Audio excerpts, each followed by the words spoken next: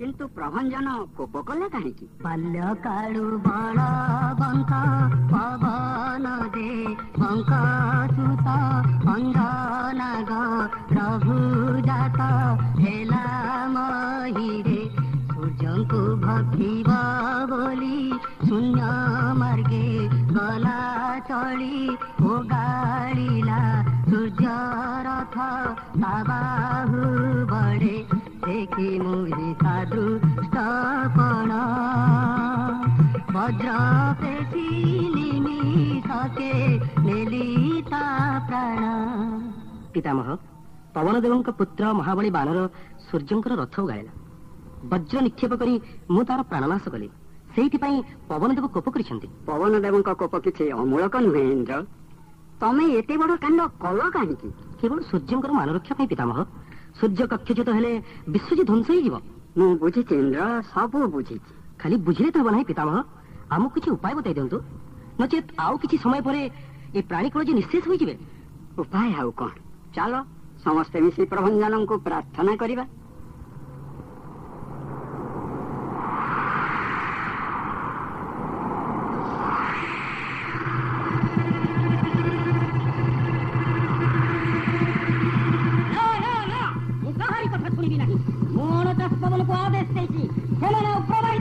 ତାହେଲେ ତ ଜୀବ ଜଗତ ଧ୍ୱଂସ ପାଇଯିବ ପ୍ରଭଞ୍ଜନ। କୌଣସି ସୁପୁତ୍ର ତ ଧ୍ୱଂସ ପାଇଗଲା, ଆଉ ଆପଣଙ୍କ ଜୀବ ଜଗତ ଧ୍ୱଂସ ପାଇଗଲେ ମୁଁ ବିଚଳିତ ହେବି କାହିଁ? କୋପ ଶାନ୍ତ କର ପ୍ରଭଞ୍ଜନ। ଦେବଗଣଙ୍କର ବିକଳ ପ୍ରାର୍ଥନା ତମେ କଣ ଶୁଣି ପାରୁନ? ମୁଁ ସବୁ ଶୁଣୁଛି ପିତାମହ, କିନ୍ତୁ ମୋ ହୃଦୟର ଆକୁଳ କ୍ରନ୍ଦନ କଣ କେହି ଶୁଣି ପାରୁନାହାନ୍ତି? ଯାହା ଘଟିବାର ଥିଲା ଘଟିଗଲା ପ୍ରଭଞ୍ଜନ। ଏବେ ଯାହା ଘଟିବାର ଅଛି ଘଟୁ। ସେଥିପାଇଁ ପିତାମହ ଏତେ ବିଚଳିତ କାହିଁ? ଦେବଲୋକେ ନାଗଲୋକେ ନର ଲୋକେ ମୁହିଁ ପ୍ରତିଜ୍ଞା କରିଛି ପ୍ରାଣୀ ରଖିଦେବି ନାହିଁ। ସ୍ୱର୍ଗପୁର ଫିଙ୍ଗି ଦେବି ପବନେ ଉଡାଇ, ଜଳ ଧୀରେ ଦେବ ଗଣେ ମାରିବି ବୁଡାଇ। ସ୍ଥଳ ଭାଗ ଜଳ ଭାଗ କରିଦେବି ଏକା, ଆକୁଳରେ ପ୍ରାଣୀ କୂଳ ଛାଡୁଥିବେ ଟକା। ପ୍ରଭଞ୍ଜନ ନାମ ମୋର ଦୟା ମାୟା ନାହିଁ, ତ୍ରିପୁର ଧ୍ୱଂସିଲେ ମୋର କୋପ କମିବ। ଏଡେ ନିର୍ଦୟ ତୁମେ ହୁଅନି ପ୍ରଭଞ୍ଜନ। ମୋର ଅପରାଧ କ୍ଷମା କର ପ୍ରଭଞ୍ଜନ। ବଜ୍ରଧାରୀ ବଜ୍ର ଆଣିନାହାନ୍ତି ତ? ତମ ପୁତ୍ରକୁ ହତ୍ୟା କରି ମୁଁ ଅନୁତପ୍ତ ପବନ ଦେବ।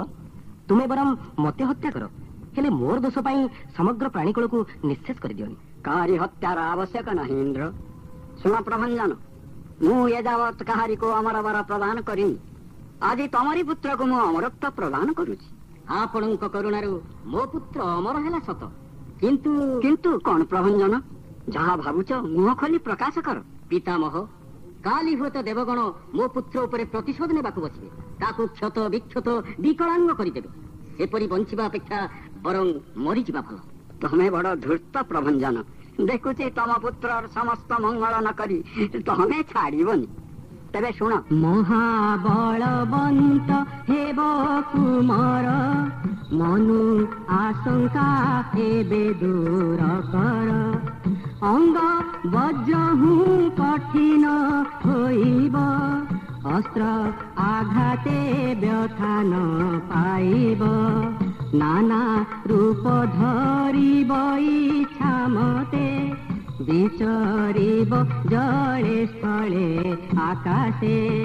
ତିନି ପୁରେ ବୋଲାଇବ ବୀର, ଦେଖି କମ୍ପିବେ ଦେବନାଗନର। ଶୁଣ ପବନ ଦେବ, ମୋର ବଜ୍ର ପ୍ରହାରରେ ତମ ପୁତ୍ରର ବାମହନୁ ଭଗ୍ନ ହେଲା। ଆଜିଠାରୁ ସେ ହନୁମାନ ନାମରେ ଖ୍ୟାତ ହେବ। ମୁଁ ହନୁମାନଙ୍କୁ କିରୀଟ, କୁଣ୍ଡଳ ଓ ମଣିମୟ ହାର ପ୍ରଦାନ କରୁଛି। ମୁଁ ଆଶୀର୍ବାଦ କରୁଛି ତାକୁ ଜରା ବ୍ୟାଧି ସ୍ପର୍ଶ କରିବ ନାହିଁ। ସେ ଯଶସ୍ୱୀ ହେବ। ଏହି ଆନନ୍ଦରେ ମୋ ବୁକୁ ଫାଟି ଯାଉଛି। ପିତାମହ, ଦେବରାଜ, ଏ ଅଧମର ଅପରାଧ କ୍ଷମା କରନ୍ତୁ।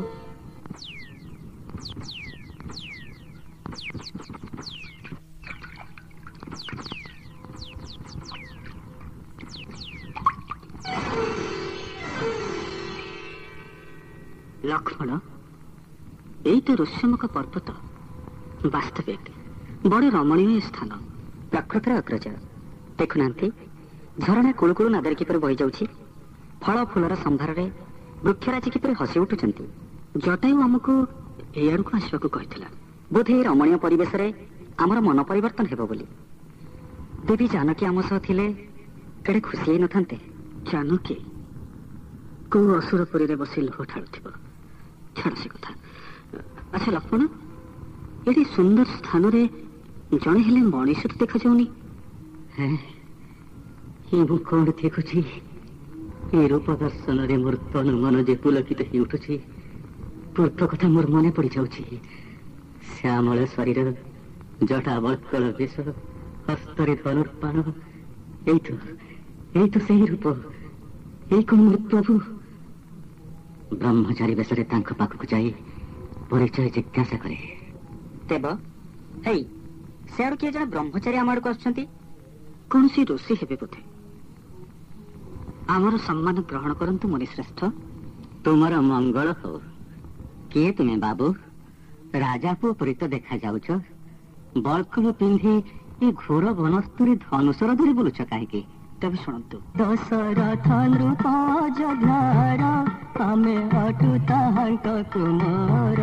ମୁଁ ତ ଜ୍ୟେଷ୍ଠ ରାମ ନାମ ମୋର, ଏ ତ ଲକ୍ଷ୍ମଣ ମୋ ସହଦର। ପିତୃ ସତ୍ୟ ପାଳି ବନସ୍ତର, ପତ୍ନୀ ଭ୍ରାତା ଘେନି ସଙ୍ଗତର। ରହିଥିଲି ମୁଁ ପଞ୍ଚବଟୀର, ସୀତା ହରିଲା ଲଙ୍କା ଅସୁର। ପତ୍ନୀ ହରାଇ ମନ ଦୁଃଖର, ଆମେ ବୁଲୁଛୁ ବନ ଭିତର। ଆମର ତ ପରିଚୟ ଶୁଣିଲେ, ଏଥର ଆପଣଙ୍କ ପରିଚୟ ଦିଅନ୍ତୁ। ପ୍ରଭୁ, ମୁଁ ପ୍ରକୃତରେ ସନ୍ନ୍ୟାସୀ ନୁହେଁ। ମୁଁ ଅଞ୍ଜନାସୁତ ମର୍କଟ ହନୁମାନ।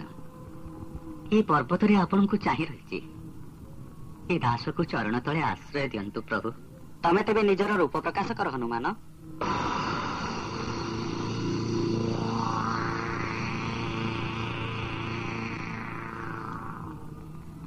ଆଶ୍ଚର୍ଯ୍ୟ! ହନୁମାନ, ତମେ ବାନର ହେଇ ଏ ଦିବ୍ୟ ଅଳଙ୍କାର ପାଇଲ କୋଉଠୁ? ମସ୍ତକରେ କିରୀଟ, କର୍ଣ୍ଣରେ କୁଣ୍ଡଳ, କଣ୍ଠରେ ମଣିମୟ ହାର, କଟିରେ ଅମ୍ଳାନ ବସନ। ଆଉ ସନ୍ଦେହ ନାହିଁ ପ୍ରଭୁ, ଆପଣ ନିଜେ ଗୋଲକ ବିହାରୀ। ଏ ଦାସର ସେବା ଗ୍ରହଣ କରନ୍ତୁ ପ୍ରଭୁ। ଆସ ଆସ ହନୁମାନ, ତମେ ତ ଆମର ବନ୍ଧୁ। ବ୍ରହ୍ମା ଶିବ ଯାହାର ସ୍ପର୍ଶ ପାଇନାହାନ୍ତି, ତମେ କଣ ଏ ପର୍ବତରେ ବାସ କର?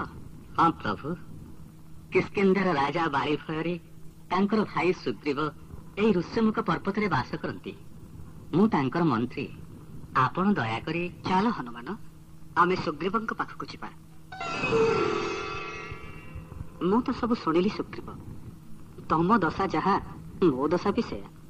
ତମେ ପତ୍ନୀ ହରାଇ ବଣରେ ରହିଛ, ମୁଁ ମଧ୍ୟ ପତ୍ନୀ ହରାଇ ବଣରେ ବୁଲୁଛି। ମୁଁ ସୂର୍ଯ୍ୟ ବଂଶରେ ଜାତ, ତମେ ନିଜେ ତ ସୂର୍ଯ୍ୟଙ୍କର କୁମାର। ତେଣୁ ତମର ମୋର ଆଜିଠାରୁ ମିତ୍ର ହବା। ଏତେ ବଡ ସୌଭାଗ୍ୟ ଏ ବାନରଟାର ପୁଣି ହବ? ହଁ ସୁଗ୍ରୀବ, ମୁଁ 10 ଦିଗକୁ ସାକ୍ଷୀ ରଖି କହୁଛି, ଆଜିଠାରୁ ତମେ ମୋର ମିତ୍ର। ମୁଁ ମଧ୍ୟ 10 ଦିଗକୁ ସାକ୍ଷୀ ରଖି କହୁଛି ପ୍ରଭୁ, ଆପଣ ମୋର ମିତ୍ର। ଶୁଣ ମିତ୍ର, ତୁମକୁ କିଷ୍କିନ୍ଧାର ରାଜା କରାଇବି। ବାଳିକୁ ଆପଣ ବଦ୍ଧ କରିପାରିବେ? ଶ୍ରୀରାମଙ୍କ ଶକ୍ତିରେ ତୁମର ସନ୍ଦେହ ହୋଇଛି ସୁଗ୍ରୀବ? ଲକ୍ଷ୍ମଣ, ମୂର୍ଖ ବାନର, 4 ଧନୁଷ ଟଙ୍କାରରେ ତ୍ରିଭୁବନ କମ୍ପି ଉଠେ। ଲକ୍ଷ୍ମଣ, ସୁଗ୍ରୀବ ପରା ଆମର ମିତ୍ର। ଦେବ, ଲକ୍ଷ୍ମଣ ଠିକ କହିଛନ୍ତି ମିତ୍ର।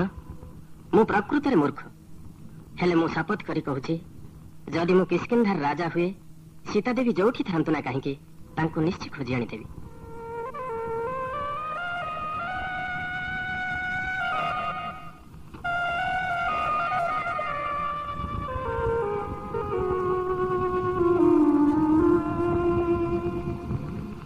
ଏତେ ପ୍ରତ୍ୟୁଷର କୁଆଡେ ଆସିଲ ହନୁମାନ? ଏଇ ମୁହୂର୍ତ୍ତରୁ ଆମେ ମା ଜାନକୀଙ୍କ ଅନ୍ୱେଷଣରେ ଯାତ୍ରା ଆରମ୍ଭ କରୁଛୁ ପ୍ରଭୁ। ଯାତ୍ରା ତମର ସଫଳ ହଉ। ଆପଣଙ୍କର ଚରଣ ଧୂଳି ନେଇ ଯାତ୍ରା କରୁଛି ଯେତେବେଳେ, ହେଲେ ମହାପ୍ରତାପୀ ଦଶାନନ ଜାନକୀକୁ ଯେ କୋଉଠି ରଖିଥିବ, ତମେ କଣ ତାର ସନ୍ଧାନ ପାଇପାରିବ? ଆପଣଙ୍କର କରୁଣା ହେଲେ ସ୍ୱର୍ଗ ମର୍ତ୍ତ୍ୟ ପାତାଳ ଏ ତ୍ରିଭୁବନରେ ମା ଜାନକୀ ଯୋଉଠି ଥିଲେ ମଧ୍ୟ ମୁଁ ନିଶ୍ଚୟ ଖୋଜିଦେବି ପ୍ରଭୁ। ମୁଁ ଜାଣେ ହନୁମାନ, ତୁମେ ପାରିବ, କିନ୍ତୁ ମା ତ ମତେ କେବେ ହେଲେ ଦେଖି ନାହାନ୍ତି। ଭାବୁଛ ଜାନକୀ ତମକୁ ଚିହ୍ନିବୁ କେମିତି?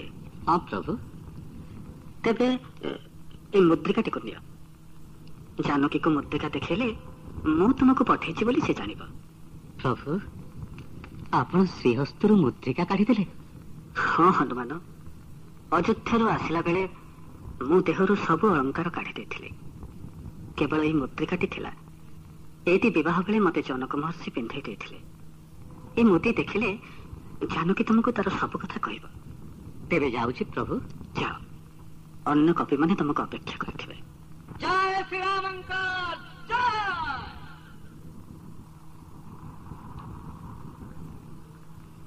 कौन भावुछ हनुमान तमे परा पवनंकर पुत्र तमे परा सही बानर जी शैशव काल फल बोली भाभी सूर्य पाखक चमकी जाइतिला ए समुद्र बा तुमको केते तमे थाउ थाउ आमे सीता को ठाब करि परिबानी तमे ठीक मने पकई देछ जाम्बवान मो सही पवन पुत्र हनुमान श्री रामंक प्रसाद रु ए समुद्र को मो लक्ष्य थर अतिक्रम करि पारिबे देख समुद्र लंघन करबा को मुखी परि मोर काया विस्तार करूची एके भीषण रूप मस्तक जे स्वर्ग को स्पर्श कलानी पदाघाତରେ पर्वत खंड खंड होई भांगी पडुछि पथी माने पर्वत रे आर्त चित्कार करछंती एई देख बानर गण मो वर्तमान लंका को लंघ प्रदान कले जय श्री रामंकर जय जय हनुमानंकर जय।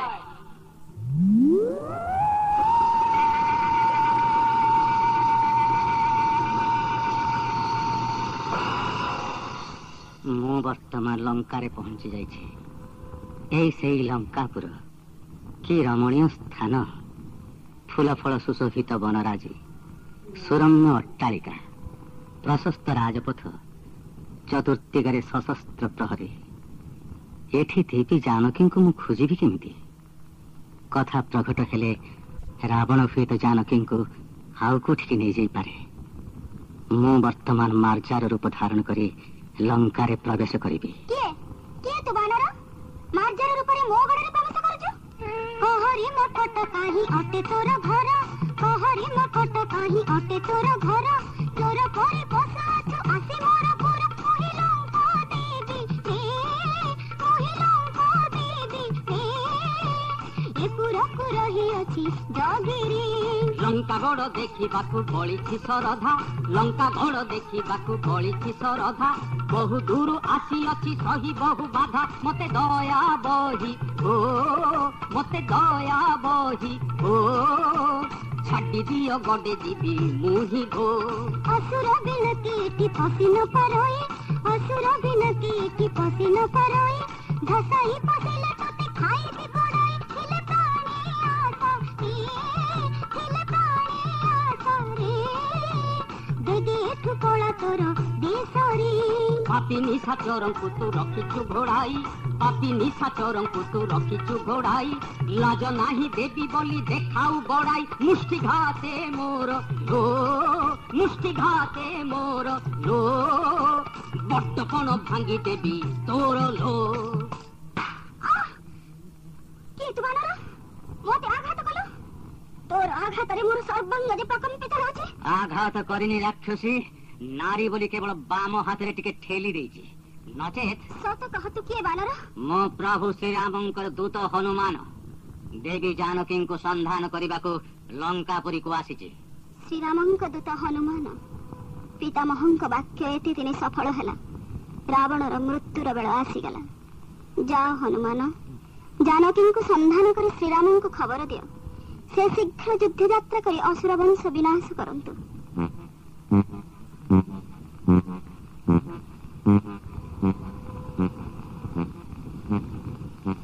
कौन करी गड़ गोटाक जाक तो खोजिली रावणर राजप्रासाद तन्न तन्न करी देखिली कहीं देवी जानकी तो कोठी पाइलिनी सीता संवाद न नहीं फेरीगले कपि माने मते कहिबे कौन को मुहरे मु रघुनाथ को देखा करी मो उपरे विश्वास रखी प्रभु मते रत्न मुद्रिका देथिले हौ एई सिंसपा वृक्षरे टिके विश्राम निले वृक्ष मूलरे किए देवी सीमंतरे सिंदूर हस्तरे चूड़ी किंतु अंगरे तो आउ किछि अलंकार नाही बड़ दुखिणी परि जणा जाउछंती काहे तुमर राम लक्ष्मण जानकी एई कोन मां जानकी मो कथा मान सुंदरी आस मो अंक मंडन कर तमे कौन देखी पारुन इंद्र चंद्र वरुण कुबेर अग्नि मरुत समस्ते मोर आज्ञावह आउ की विभव तुमे चाहूच नारी मु कौन तम पति पदर अयोग्य सकल ऐश्वर्यर अधिकारी मु रूपवान बलवान धनवान दूर हो पापी दशनन तोर मृत्यु बेला पाखी आसिलानी मोर मृत्यु बेला कौन से जटाधारी राम लक्ष्मण द्वारा ए लंकापुरी को बाहर गोटे कीट भी प्रवेश करि पारिबनी आउ दीटा बनचारी भिक्षु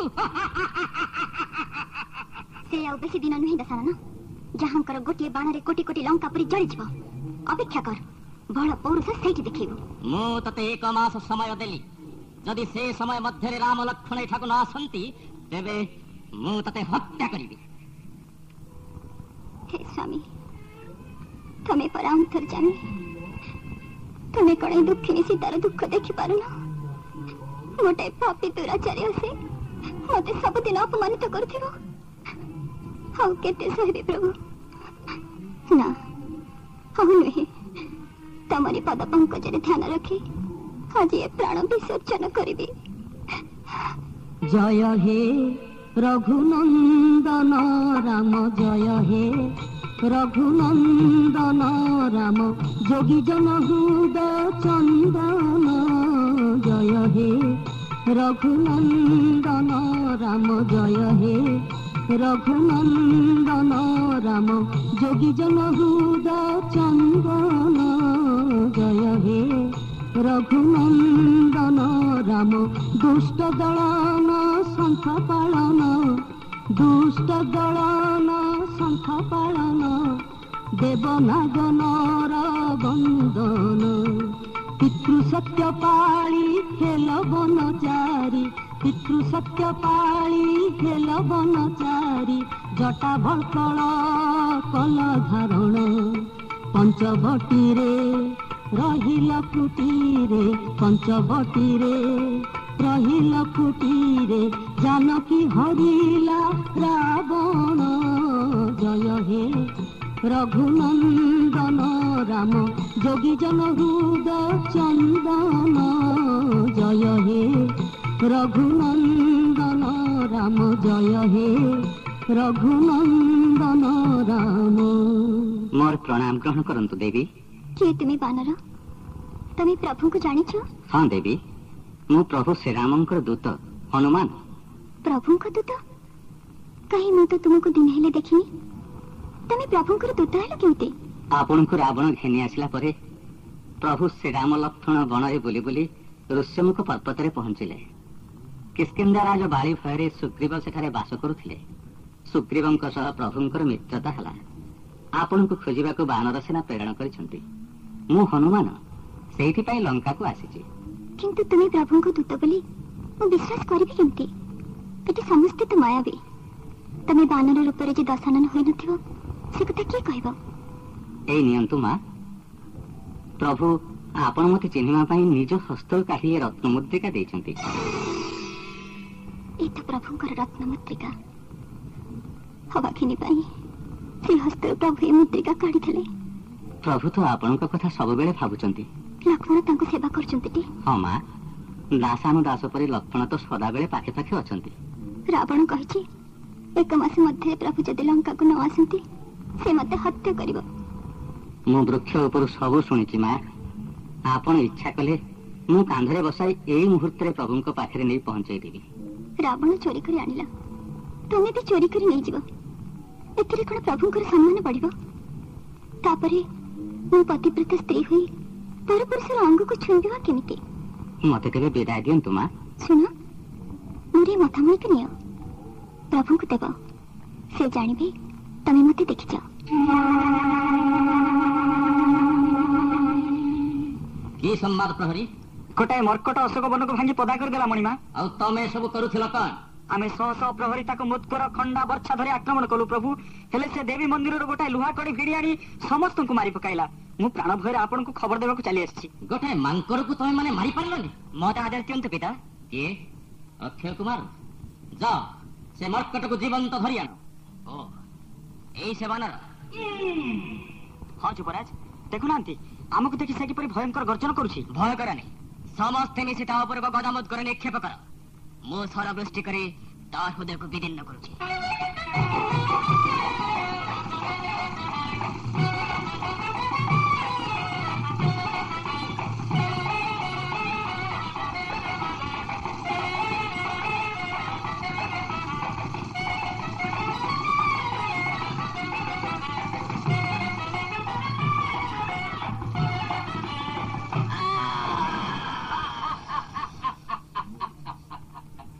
କହିଲୁ ମୋ ପୁତ୍ର ଅକ୍ଷୟ କୁମାର ନିହତ? ହଁ ମଣିମା, ଗୋଟିଏ ହେଲେ ସୈନ୍ୟ ମଧ୍ୟ ବଞ୍ଚି ନାହାନ୍ତି।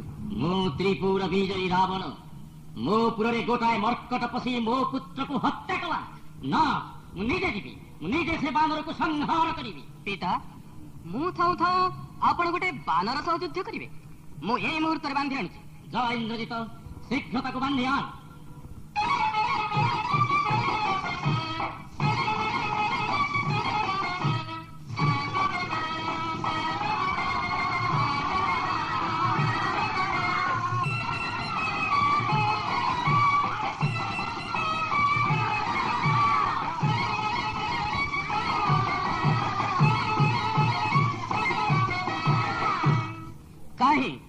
କାହିଁ ସେ ବାନର ତୋ ଅପେକ୍ଷାରେ ଏଇଠି ବସିଛି?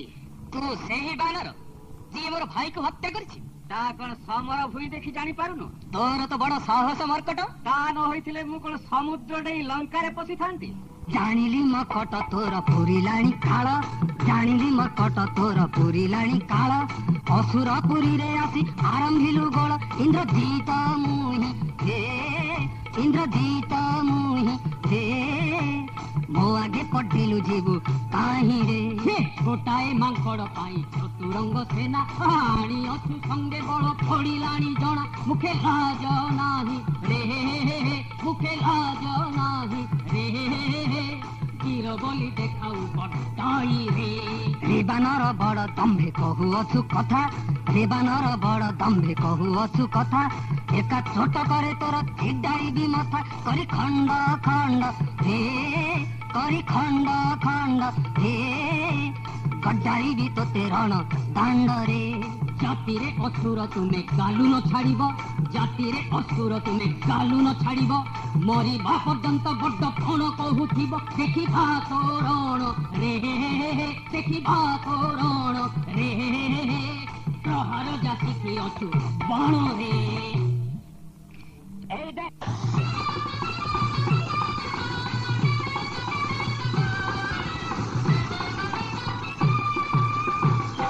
କଣ କରିବି? এই ବାନର ଦେହରେ ଯେ କୌଣସି ସ୍ୱର ଭେଦୁନି। ହଁ, ଏଇଥର ବ୍ରହ୍ମାସ୍ତ୍ର ପ୍ରୟୋଗ କରିବି। ଅସୁର ଏଥର ବ୍ରହ୍ମାସ୍ତ୍ର ଛାଡୁଛି। ବ୍ରହ୍ମାଙ୍କ ବରରେ ବ୍ରହ୍ମାସ୍ତ୍ର ମୋର କିଛି କ୍ଷତି କରିପାରିବନି। ତଥାପି ମୁଁ ତାକୁ ନିଷ୍ଫଳ କରିବିନି।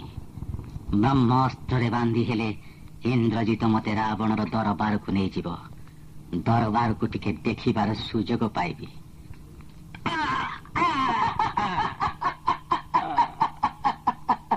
ଏ ବାନରକୁ ବାନ୍ଧି ପିତାଙ୍କ ପାଖକୁ ନେଇଯାଅ। କଣ କଲେ ଏ ଅସୁର ଗୁଡାକ? ବାନରଟାକୁ ଚମଦଉଡିରେ ବାନ୍ଧିଦେଲେ, ବ୍ରହ୍ମବନ୍ଧନ ଯେ ଖୋଲିଗଲା। এই বানর মোর সৈন্য সামন্ত জম্বুমাଳି ଆଉ ଅକ୍ଷୟ କୁମାରକୁ ବଧ କରିଛି। ହଁ ପିତା, ମୁଁ ତାକୁ ବାନ୍ଧି ଆଣିଛି। ତାର ହସ୍ତପଦକୁ ଖଣ୍ଡ ଖଣ୍ଡ କରି ତାକୁ ହତ୍ୟା କର। ପ୍ରଥମେ ତାର ପରିଚୟ ଜାଣିବା ପିତା। କିଏ ତୁ ମର୍କଟ? ଏ ଲଙ୍କାପୁରୀକୁ ଆସିଛୁ କାହିଁକି? ଶ୍ରୀରାମଙ୍କ ଦୂତ ମୁହିଁ ନାମ ହନୁମାନ, ଆସିଅଛି କରିବାକୁ ଜାନକୀ ସନ୍ଧାନ। ସତେ ଯୋଜନ ସମୁଦ୍ର ହେଳେ ମୁଁ ଲଙ୍ଘିଲି, ଅଶୋକ ବନରେ ସୀତା ଦେବୀ ଠାବ କଲି। ରାଜା ହୋଇ ଚୋର ପରି ପର ସ୍ତ୍ରୀ ହରିଲ, ସମ୍ପଦରେ ଭାସୁଥିଲ ବିପଦ ଡାକିଲ। ଭଲ ଗତି ଥିଲେ ରାଜା ସୀତାଙ୍କୁ ବହନ, ଶ୍ରୀରାମେ ଫେରାଇ ପଶ ଚରଣେ ଶରଣ। ନହେଲେ ବାନର ସେନା ଧରି ସୀତାକାନ୍ତ, ନିପାତ କରିବେ ଆସି ସକଳ ଦଇତ। କଣ କହିଲୁ ବାନର? ତୁ ଶ୍ରୀରାମର ଦୂତ, ମୋ ଉପରେ ଠିଆ ହୋଇ ତୁ ମୋର ନିନ୍ଦା କରୁଛୁ? ଘାତକ! ଅଗ୍ରଜ, ଦୂତକୁ ହତ୍ୟା କରିବା ରାଜାର ଧର୍ମ ନୁହେଁ। ପୁନଶ୍ଚ ଦୂତକୁ ହତ୍ୟା କଲେ ଆପଣଙ୍କ ସମ୍ବାଦ ଶ୍ରୀରାମଙ୍କ ନିକଟରେ ପହଞ୍ଚିବ ବା କେମିତି?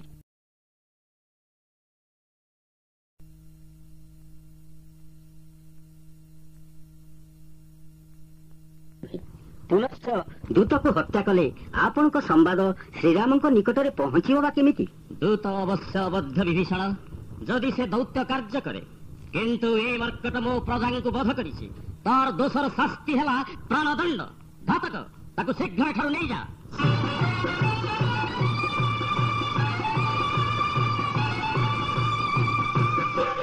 କଣ କହିଲ?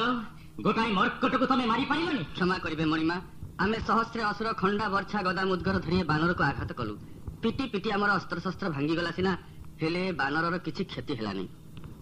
ମତେ ଏତେ କଷ୍ଟ କାହିଁକି ଦଉଛ ଲଙ୍କପତି? ତୋର ସୌଭାଗ୍ୟ ଯେ ତୁ ଏତେବେଳେ ଯାଏ ମରିଲୁ। ମୁଁ କଣ ଏମିତି ମରିବି? ମତେ ମାରିବା ଯଦି ଏକାନ୍ତ ଇଚ୍ଛା, ତେବେ ମୋ ଲାଞ୍ଜରେ ବସ୍ତ୍ର ଗୁଡାଇ ଅଗ୍ନି ସଂଯୋଗ କର, କିନ୍ତୁ ମତେ ଆଉ କଷ୍ଟ ଦିଅନି ଲଙ୍କପତି। ଯାଅ ପ୍ରହରୀ, ରାଜପ୍ରସାଦରୁ ସମସ୍ତ ବସ୍ତ୍ର ବୋହି ଆଣ। ଆଉ ବସ୍ତ୍ର କାହିଁ ଲଙ୍କପତି? ଲାଞ୍ଜ ଯେ ମୋର ଅଧା ଖାଲି ରହିଲା। ଯା, ଭଣ୍ଡାର ଘରେ ଆଉ ବସ୍ତ୍ର ନାହିଁ ମଣିମା। ଅନ୍ତପୁରରୁ ରାଣୀମାନଙ୍କର ବସ୍ତ୍ର ଘେନି ଆସ। ଆଉ ଯେ 10 ହାତ ବାକି ରହିଲା ଲଙ୍କେଶ୍ୱର। ଯା, ପ୍ରତି ରଜକ ଘରୁ ବସ୍ତ୍ର ବୋହି ଆଣ। ତଥାପି 2 ଆଙ୍ଗୁଳ ବାକି। ତ୍ରିପୁର ବିଜୟୀ ଦଶାନନଙ୍କର ଗୋଟେ ମର୍କଟ ଲାଞ୍ଜ ପାଇଁ ବସ୍ତ୍ର ନାହିଁ। ପିନ୍ଧିଥିବା ବସ୍ତ୍ର ବ୍ୟତୀତ ସମଗ୍ର ରାଜ୍ୟରେ ଆଉ କୋଉଠି କିଛି ବସ୍ତ୍ର ନାହିଁ ମଣିମା। ଥାଉ, ଚଳିବ। ବର୍ତ୍ତମାନ ତେଲ ଢାଳି ଅଗ୍ନି ସଂଯୋଗ କର। ଏ ବାନରକୁ ରାସ୍ତାରେ ବୁଲେଇ ବୁଲେଇ ହତ୍ୟା କର। ଚାଲ ବାନର। ରେ ମୂର୍ଖ ସୁରଗଣ, ଭାବିଛ ଲାଞ୍ଜରେ ଅଗ୍ନି ଲଗାଇ ମତେ ହତ୍ୟା କରିବ? ଦେଖ ସେ ଅଗ୍ନିରେ କିପରି ତମର ଲଙ୍କା ପୁରୀକୁ ଜାଳି ପୋଡ଼ି ଧ୍ୱଂସ କରୁଛି।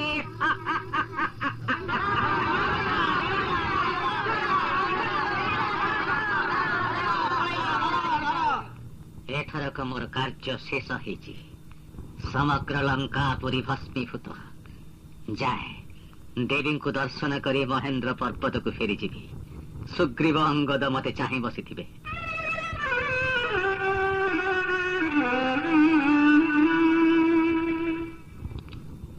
ତୁମର ଋଣ ମୁଁ ଶୁଝିପାରିବିନି ମିତ। ତୁମ ବାନର ସେନା ନଥିଲେ ମୁଁ କଣ ସେତୁ ବାନ୍ଧି ଲଙ୍କାପୁରରେ ପହଞ୍ଚି ପାରିଥାନ୍ତି? ଆପଣଙ୍କ କରୁଣା ଯେ ବାନର ମାନେ ଲାଭ କରିଛନ୍ତି, ସେଇ ତ ଯଥେଷ୍ଟ ମିତ। ମୁଁ ଭାବୁଛି କାଲି ବିଜୟା ଦଶମୀରେ ଆମେ ଯଥଯାତ୍ରା ଆରମ୍ଭ କରିବା। ସମସ୍ତେ ପ୍ରସ୍ତୁତ ତ? ଖାଲି ଆପଣଙ୍କର ଆଦେଶ ପାଇଁ ଅପେକ୍ଷା ରଘୁନାଥ। ଆଚ୍ଛା ସୁଗ୍ରୀବ, ଶୁଣିଛି ରାକ୍ଷସ ବାହିନୀ ନାନା ଦେବାସ୍ତ୍ରର ଅଧିକାରୀ। ଏ ନିରସ୍ତ୍ର ବାନର ସେନା ତାଙ୍କ ସହ ଲଢିବେ କେମିତି? ଆମର ନଖ ଦାନ୍ତ ତ ଆମର ଅସ୍ତ୍ର। ତା ଛଡା ଲଙ୍କାଗଡର ବିରାଟ ବିରାଟ ଅଟ୍ଟାଳିକା, ପାହାଡ ପର୍ବତ, ବିଶାଳ ବିଶାଳ ଶାଳ ବୃକ୍ଷ ଥାଉ ଥାଉ ଆଉ ଅସ୍ତ୍ରଶାସ୍ତ୍ରର ପ୍ରୟୋଜନ କଣ? ଆପଣଙ୍କର କରୁଣା ତ ସେମାନଙ୍କର ଅସ୍ତ୍ର ପ୍ରଭୁ। ବିଭୀଷଣ ଠିକ କହିଛନ୍ତି ମିତ।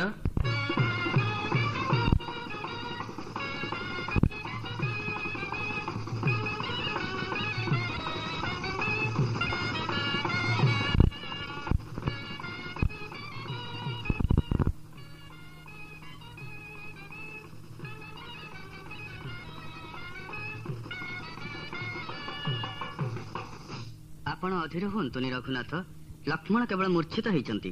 ଲକ୍ଷ୍ମଣ ବଞ୍ଚିବ ତ ସୁଷେଣ? ବଞ୍ଚିବ ଯଦି ଆଜି ରାତିରେ କ୍ଷତ ମୁହଁରେ ସଞ୍ଜୀବନୀ ଓ ବିଶଲ୍ୟକରଣୀର ପ୍ରଲେପ ଦିଆଯିବ। ସେ ଗୁଳ୍ମ ମିଳିବ କୋଉଠି? ସୁଦୂର ହିମାଳୟର ଗନ୍ଧମାଦନ ଶୃଙ୍ଗରେ ସେ ଗୁଳ୍ମ ଅଛି ପ୍ରଭୁ। ଯଦି ଆଜି ରାତିରେ କିଏ ତାକୁ ଆଣିପାରନ୍ତା। କିନ୍ତୁ ଏତେ ଦୂରରୁ ଏତେ ଅଳ୍ପ ସମୟରେ ଆଣିବ କିଏ? ଏ ଦାସକୁ ଆଜ୍ଞା କରନ୍ତୁ ପ୍ରଭୁ। ତମେ ପାରିବ ହନୁମାନ? ରାତିକ ଭିତରେ ଗନ୍ଧମାର୍ତ୍ତନରୁ ବିଶଲ୍ୟକରଣୀ ଆଣିଦେଇ ପାରିବ? ପାରିବି ପ୍ରଭୁ। ତେବେ ଯାଅ, ଆଉ ବିଳମ୍ବ କରନି। ମନେ ରଖିବ ହନୁମାନ, ଆଜି ରାତି ପାହିଗଲେ ଲକ୍ଷ୍ମଣକୁ ବଞ୍ଚେଇବା ଆଉ ସମ୍ଭବ ନୁହେଁ। ଏଇ ତ ଗନ୍ଧମାର୍ତ୍ତନ ପର୍ବତ, ସୁଗନ୍ଧଯୁକ୍ତ ନାନା ବୃକ୍ଷଲତା ଗୁଳ୍ମରେ ପରିପୂର୍ଣ୍ଣ। ସଞ୍ଜୀବନୀ ବିଶଲ୍ୟକରଣୀ ଚିହ୍ନିବି କେମିତି? କଣ କରିବି? କିଏ ଜଣେ ତପସ୍ୱୀ ବସିଲା ପରି ଦେଖାଯାଉଛନ୍ତି। ଯାଏ, ତାଙ୍କୁ ପ୍ରାର୍ଥନା କରେ। ମୋର ପ୍ରଣାମ ଗ୍ରହଣ କରନ୍ତୁ ମନେ ଶ୍ରେଷ୍ଠ। କିଏ ତୁମେ ବାବା? ଏ ଦୁର୍ଗମ ସ୍ଥାନକୁ ଆସିଲ କାହିଁକି? ତପୋଧନ, ଦୟାକରି ସଞ୍ଜୀବନୀ ବିଶଲ୍ୟକରଣୀ ମତେ ଟିକେ ଚିହ୍ନେଇ ଦିଅନ୍ତୁ। ହଉ ବାବା, ଟିକେ ବିଶ୍ରାମ କର। ଭୟର କିଛି କାରଣ ନାହିଁ। ଆମ୍ଭେ ତ୍ରିକାଳଜ୍ଞ, ଏଇଠୁ ଆମ୍ଭେ 3 ପୁରକୁ ଦେଖିପାରୁ। ବିଶ୍ରାମ ମୋର ପ୍ରୟୋଜନ ନାହିଁ ତପସ୍ୱୀ।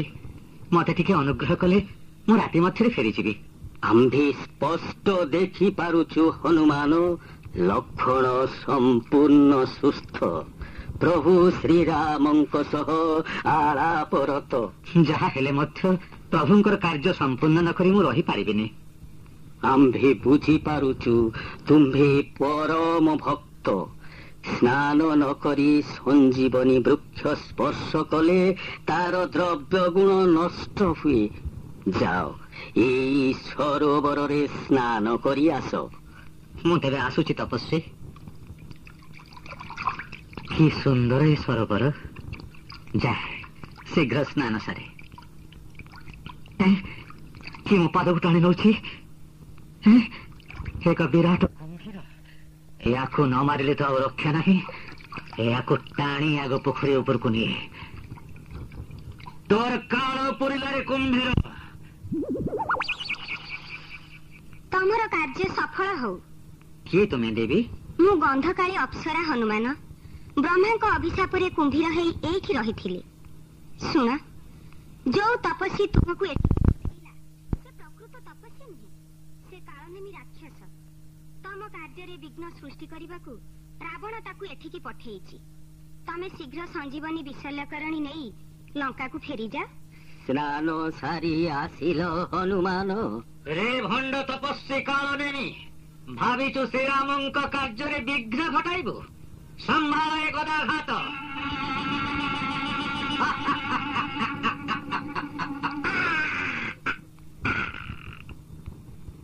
କାଳନେମୀ ମଲା, କିନ୍ତୁ ଔଷଧ ବୃକ୍ଷ ଚିହ୍ନିବି କେମିତି? ନା, ଡେରି କଲେ ଚଳିବନି। ଏ ସମସ୍ତ ଗନ୍ଧମାର୍ଦ୍ଦନ ପର୍ବତକୁ ଶ୍ରୀରାମଙ୍କ ପାଖକୁ ଦେଇଯିବି।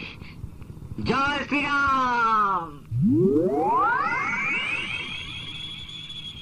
ଏତେ ରାତିରେ ଆକାଶରେ ବିରାଟ ଜୀବ କିଏ ଗତି କରୁଛି? କୌଣସି ଅସୁର ହେବ ବୋଧହୁଏ। ତାକୁ ଛାଡ଼ିଦେଲେ ସେ ନିଶ୍ଚୟ କାହାର ଅନିଷ୍ଟ କରିବ। ନା, ମୁଁ ତାକୁ ଛାଡ଼ିବିନି। ପାଟୁଳି ପ୍ରହାର କରିବି। ଶ୍ରୀରାମ ଶ୍ରୀରାମ ଶ୍ରୀରାମ। ଏ କିଏ ଶ୍ରୀରାମଙ୍କ ନାମ ଉଚ୍ଚାରଣ କରୁଥିଲା? ଏ ଯେ ମୂର୍ଚ୍ଛିତ, ହାତରେ ବିରାଟ ପର୍ବତ।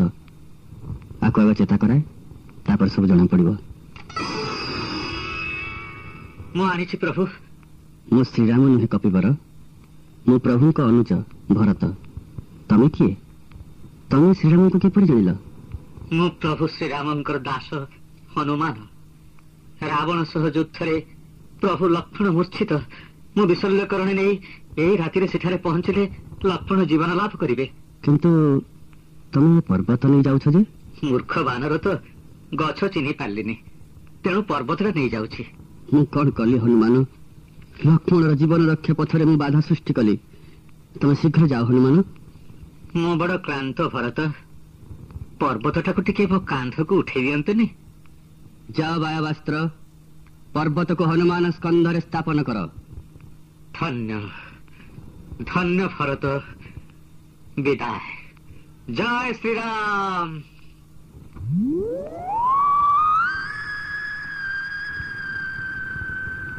ମତେ ଭିତରକୁ ଛାଡ ହନୁମାନ। ବିଭୀଷଣ, ଆଶ୍ଚର୍ଯ୍ୟ! ମୁଁ ତ ସନ୍ଧ୍ୟାବେଳୁ ଶିବିର ଦ୍ୱାର ଜଗି ବସିଛି। ତମେ ବାହାରକୁ ଆସିଲ କେମିତି? ମୁଁ ତ ସନ୍ଧ୍ୟାବେଳୁ ବାହାରେ ଅଛି ହନୁମାନ। କଣ କହିଲ? ତମେ କିଛି ସମୟ ପୂର୍ବେ ଭିତରକୁ ଯାଇନଥିଲ? ନା ହନୁମାନ, ନା। ମୁଁ ତ ବାହାରେ ରହି ଅସୁରମାନଙ୍କ ଗତିବିଧି ଲକ୍ଷ୍ୟ କରୁଛି। ଭିତରକୁ ଗଲି କେତେବେଳେ? ମାୟାବୀ। ଚାହିଁଛି ମୁଁ ଭିତରକୁ ଗଲୁରେ, ପଚାରିଲେ କରୁଅଛୁ ଗାଲୁରେ। ଚାହିଁଛି ମୁଁ ଭିତରକୁ ଗଲୁରେ, ପଚାରିଲେ କରୁଅଛୁ ଗାଲୁରେ। ଭାବିଛୁ କି ଠକି ଦେବୁ ମତେ ରେ, ସିଧା କରିଦେବି ବିଧା ଘାତେରେ। ସାରୁ ଭିତରେ ରଖିଛୁ ମାରୁରେ, ସତ କହ ତୁ କିଏ ଅସୁରରେ? ନହେଲେ ତି ପ୍ରାଣ ଗଲା ତୋରରେ, ମତେ ମଣିଲୁ କି ତୁଚ୍ଛା ହଲୁରେ। ମତେ ଛାଡ ହନୁମାନ, ମତେ ଛାଡ ହନୁମାନ, ମତେ ଛାଡ। ସତ କହୁଛି ମୁଁ ନିଜେ ବିଭୀଷଣ। ମିଛ କହୁଥିଲେ ଗୋ ହତ୍ୟା ବ୍ରହ୍ମ ହତ୍ୟା ପାତକରେ ଭାଗି ହେବି। ସତ କହୁଛ ତମେ ବିଭୀଷଣ? ତମେ ପ୍ରତାରିତ ହେଇଛ ହନୁମାନ। ମୋରି ରୂପରେ କେହି ମାୟାବୀ ବୋଧେ ପ୍ରଭୁଙ୍କ ପାଖକୁ ଚାଲିଗଲା। ହନୁମାନ, ବିଭୀଷଣ, ପ୍ରଭୁ ଶ୍ରୀରାମ ଲକ୍ଷ୍ମଣ କାହାନ୍ତି? ପ୍ରଭୁ ଭିତରେ ନାହାନ୍ତି? ନା, ତାଙ୍କର ଶୋଇବା ସ୍ଥାନ ତ ଖାଲି ପଡିଛି। ତମେ ଠିକ ଦେଖିଛ ହନୁମାନ, ଠିକ ମୋରି ରୂପ। ହଁ ବିଭୀଷଣ, ନହେଲେ ମୁଁ କଣ ଭିତରକୁ ଛାଡିଥାନ୍ତି? ମୋ ରୂପ ଧରିଲା ଭଳି ଅସୁର ତ ଲଙ୍କାରେ ନାହାନ୍ତି। କେବଳ ମହିରାବଣ ମୋ ରୂପ ଧରିପାରେ। ସେ କ'ଣ? ମହିରାବଣ କିଏ ବିଭୀଷଣ? ସେ ରାବଣର ପୁତ୍ର, ପାତାଳପୁରର ରାଜା। ମୁଁ ପାତାଳପୁରୀକୁ ଯିବି। ତମେ ମତେ ଟିକେ ପାତାଳପୁରୀକୁ ରାସ୍ତା କହିଦେଇ ପାରିବ ବିଭୀଷଣ? ଶୁଣ ସୁଗ୍ରୀବ, ହନୁମାନ ପାତାଳକୁ ଯିବା ଖବର ଯେପରି ପ୍ରକାଶ ନ ପାଏ। ଦଶାନନ ଜାଣିଲେ ଏଠାକୁ ଆସି ନାନା ବିଘ୍ନ ସୃଷ୍ଟି କରିବ। ଆସ ହନୁମାନ, ମୁଁ ତୁମକୁ ପାତାଳକୁ ରାସ୍ତା ବତେଇଦେବି।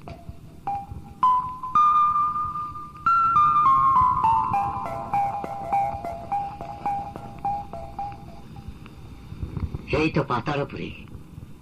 ହଁ, ସେଠି ବୋଧେ ଦ୍ୱାର ଦେଶ ଯାଏ। ଗୋଟାଏ ବାନର ଏ ଦ୍ୱାର ଦେଶ ଜଗିଛି। ବାନର, ତମେ କଣ ଏ ଗଡର ଦ୍ୱାର ରକ୍ଷକ? କିନ୍ତୁ ତମେ କିଏ ଏ ରାତିରେ ଏଠି? ଭୟ କରନି, ମୁଁ ବି ଜଣେ ବାନର। ଭୟ? ହନୁମାନର ପୁତ୍ର କାହାକୁ କେବେ ଭୟ କରେନି। କଣ କହିଲ? ହନୁମାନର ପୁତ୍ର କିଏ? ମୁଁ ନିଜେ। ମୋ ନାଁ ମକରଧ୍ୱଜ। ଆଚ୍ଛା, ମକରଧ୍ୱଜ। ହନୁମାନ ତ ଆଜନ୍ମ ବ୍ରହ୍ମଚାରୀ, ତାଙ୍କର ପୁତ୍ର ଆସିଲା କୋଉଠୁ? ପଚାରିଲ ଯାହା କପିବର ତାହା, କହୁଛି ମୁଁ ଶୁଣ ମନ ଦେଇ। ଜାନକୀ ସନ୍ଧାନେ ହନୁମାନ ଦିନେ ଲଙ୍କାରେ ପଶିଲେ ସିନ୍ଧୁ ଦେଇ। ଲଙ୍କାରେ ପଶିଲେ ସିନ୍ଧୁ ଦେଇ। ବହୁଥିଲା ଝାଳ ଅଙ୍ଗରୁ ପ୍ରବଳ, ଲଙ୍କା ଦହନରେ ଶ୍ରମ ପାଇ। ସ୍ନାନ କଲା ବେଳେ ଜଳ ଧୀର ଜଳେ, ମତ୍ସ୍ୟ ଏକ ତାହା ଦେଲା ପିଇ। ମତ୍ସ୍ୟ ଏକ ତାହା ଦେଲା ପିଇ। ସେ ମାଛକୁ ଦିନେ ରାଜା ଲୋକମାନେ ଧରି ରାଜା ଘରେ ଗଲେ ନେଇ। କାଟନ୍ତେ ସେ ମାଛ ବିଦାରି ତା ପେଟ, ଭୂଇଁରେ ପଡ଼ିଲି ଆସି ମୁହିଁ। ଭୂଇଁରେ ପଡ଼ିଲି ଆସି ମୁହିଁ। ଏ ତ ବଡ ଆଚମ୍ବିତ କଥା। ମକରଧ୍ୱଜ ବାକ୍ୟ ସତ୍ୟ ଅଟେ ହନୁମାନ। ସେ ତୁମର ପୁତ୍ର। ମୁଁ ତ ନିଜେ ହନୁମାନ। ପ୍ରଣାମ ଗ୍ରହଣ କରନ୍ତୁ ପିତା। ପୁତ୍ର ମକରଧ୍ୱଜ, ବଡ଼ ଭାଗ୍ୟ, ଆଜି ପିତାଙ୍କୁ ଦେଖିଲି। ଏ ପାତାଳପୁରୀକୁ ଆପଣ କାହିଁକି ଆସିଛନ୍ତି ପିତା? ମହିରାବଣ ମୋର ପ୍ରଭୁ ଶ୍ରୀରାମ ଲକ୍ଷ୍ମଣଙ୍କୁ ଅପହରଣ କରି ଏଇଠିକି ଆଣିଛି। କହିପାରିବୁ ସେ ପ୍ରଭୁଙ୍କୁ କୋଉଠି ରଖିଛି? 2 ଜଣ ମନୁଷ୍ୟଙ୍କୁ ରାଜା ଆଣିବାର ଦେଖିଛି। କାଲି ତାଙ୍କୁ ଦେବୀଙ୍କ ପାଖରେ ବଳି ଦିଆଯିବ। ହେଲେ କେଉଁଠି ରଖିଛି ମୁଁ ତ ଜାଣେ ନା। ତେବେ ମୁଁ ଭିତରକୁ ଯାଏ। ନା ପିତା, ମୁଁ କାହାରିକୁ ଭିତରକୁ ଛାଡ଼ିବିନି। ମତେ ମଧ୍ୟ ନୁହେଁ? ନା, ମୁଁ ପ୍ରହରୀ। ଭିତରକୁ ଛାଡ଼ିଦେଲେ ଧର୍ମଦ୍ରୋହୀ ହେବି। ତେବେ ମତେ ପରାସ୍ତ କରି ଯାଇପାର। ପିତା ପୁତ୍ରର ଯୁଦ୍ଧ? ମୁଁ ନିରୁପାୟ ପିତା। କଣ କହିଲୁ ମୂର୍ଖ? ତେବେ ତୁ ପ୍ରସ୍ତୁତ ହେଇଯା।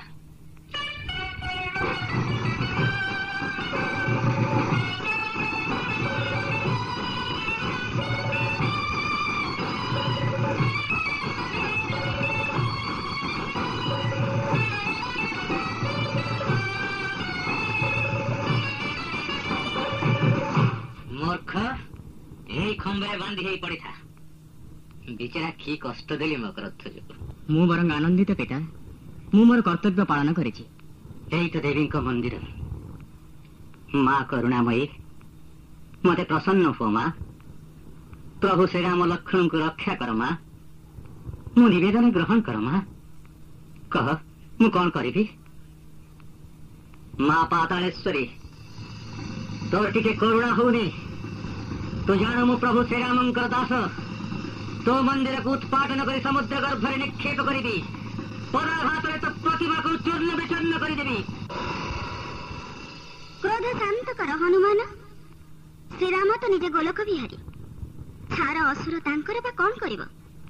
ଦୁଷ୍ଟ ଭାବିଛି କାଲି ତାଙ୍କୁ ମୋ ପାଖରେ ବଳି ଦେବ। ଏଥିରୁ ପ୍ରଭୁ କିପରି ରକ୍ଷା ପାଇବେ ମା? ଶୁଣ, ମହିରାବଣ ରାମ ଲକ୍ଷ୍ମଣଙ୍କୁ ମୋ ଆଗରେ ସାଷ୍ଟାଙ୍ଗ ପ୍ରଣିପାତ କରିବାକୁ କହିବ। ଶ୍ରୀରାମ କହିବେ, ଆମେ ରାଜପୁତ୍ର, ସାଷ୍ଟାଙ୍ଗ ପ୍ରଣିପାତ ଆମେ ଜାଣିନୁ, ତମେ ଆମକୁ ଟିକେ ଦେଖେଇ ଦିଅ। ତାପରେ ମହିରାବଣ ସାଷ୍ଟାଙ୍ଗ ପ୍ରଣିପାତ କରିବ। ତମେ ମୋ ପଛରେ ଲୁଚି ରହିଥିବ। ଠିକ୍ ସେତିକି ବେଳେ ମୋ ହାତରୁ ଖଡ୍ଗ ନେଇ ତାର ମସ୍ତକ ଛେଦ କରିବ।